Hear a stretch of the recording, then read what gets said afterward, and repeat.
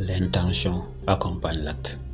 Le musulman reconnaît son importance et son avantage sur tout acte spirituel et temporel. C'est l'intention qu'il projette qui accorde à tout acte sa qualité. Il existe des actes importants, banals, justes ou mauvais. La croyance à la nécessité d'avoir un but pour chaque acte et de veiller à ce qu'il soit bon est signalée par le Coran qui dit: on leur avait seulement ordonné d'adorer Allah comme de vrais croyants qui lui rendent un culte pur.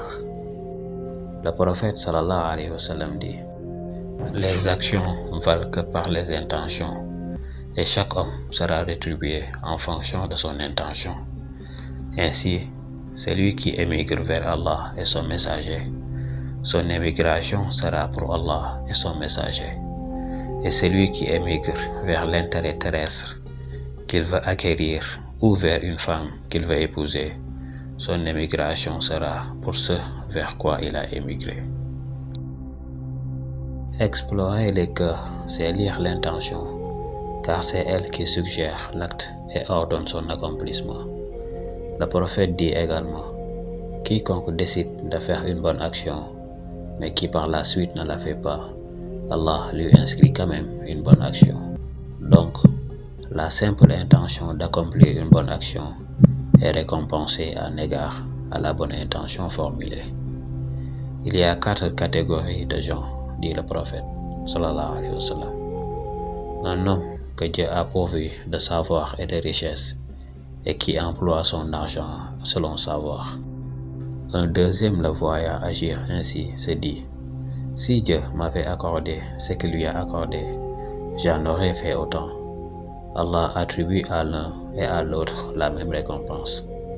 Un troisième auquel Allah a accordé une fortune mais pas le savoir, dépense sa fortune sans discernement. Un homme le voit et dit: si Dieu m'avait donné cette fortune, j'aurais agi de même. Leur fardeau sera le même. Ainsi, l'homme bien intentionné se voit accorder, rien que pour sa bonne intention, la même récompense que celui qui a accompli une bonne action. L'intention seule mérite récompense. Le prophète sallallahu alayhi wa sallam se trouva en incursion à Tabouk, dit à ses compagnons: il y a des gens restés à Médine qui partagent avec nous nos récompenses. Traversez-nous une vallée, ou foulons-nous un sol cher aux infidèles, ou endurons-nous une privation, qu'ils partagent avec nous nos récompenses. Comment y parviennent-ils? Dirent les compagnons. L'excuse, dit le prophète, les a retenus. Ils ont participé grâce à la bonne intention.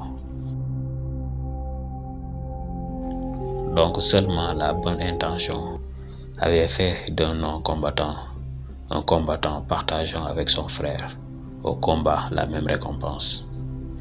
Il dit également: 2 musulmans qui se rencontrent avec leur épée pour s'entretuer, l'assassin et l'assassiné, tous 2 iront à l'enfer. Pourquoi? Lui répondit-on. L'assassin le mérite, mais pourquoi l'assassiner? Parce qu'il voulait tuer son frère, répondit le prophète sallallahu alayhi wa sallam. Donc, la seule mauvaise intention a rendu égaux l'assassin qui a mérité l'enfer par son acte, et l'assassiné qui aurait pu être au paradis s'il n'avait pas eu la mauvaise intention de tuer. Le prophète alayhi salatu wa sallam dit: quiconque épouse une femme et lui fixe une dot avec l'intention secrète de ne pas s'en acquitter commet un adultère. Quiconque emprunte de l'argent aux autres avec la détermination de ne pas le restituer est un voleur.